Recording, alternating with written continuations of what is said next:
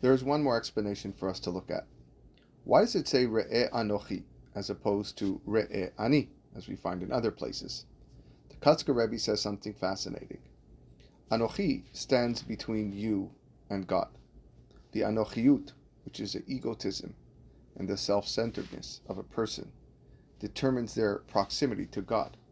The more focus they put on themselves, and the greater they prioritize themselves, the further from Hashem they stand.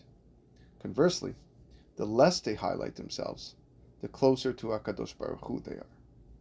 The Admor of Zlotchov adds an astounding thought regarding the duality of Anochiut as both a blessing and a curse. Moshe Rabbeinu said, "Look at me."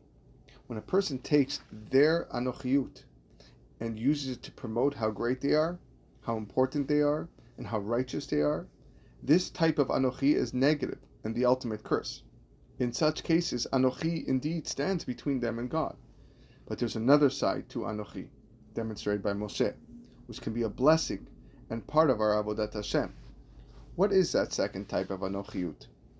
The answer connects us to the Yetzer Hara, who has a mission of driving a person to despair. Before performing a mitzvah, such as reciting Amidah, the Yetzer Hara will provoke you and tell you, "Who are you? You're nobody. Do you think your tefillah is worth anything? How long does it take you to recite the whole thing? Maybe 2 or 3 minutes? Maybe even 5 minutes?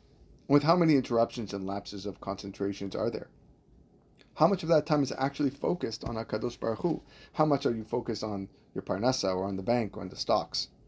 How much time are your lips and thoughts not aligned or not even in the same universe? And does it end there? As after you sin, the Yetzer Hara incites you again. Do you think your tefillah was worth anything at all? Nobody else knows this, as they see you pretending to pray. But you and I both know the entire 2 or 3 minutes was a total waste of time. Do you think HaKadosh Baruch Hu will listen to you at this point? You're full of sin, you're full of embarrassment.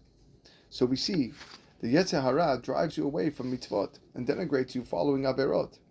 That's why we say, V'haser hasatan milefanenu me'acharenu. Remove the Satan from before and from behind, pushing you towards complete despair. So the Admor says, this is where you need to completely remove the negative form of Anochi from the equation and replace it with another type of Anochi. But what does this mean? And how does one do that? We'll see tomorrow.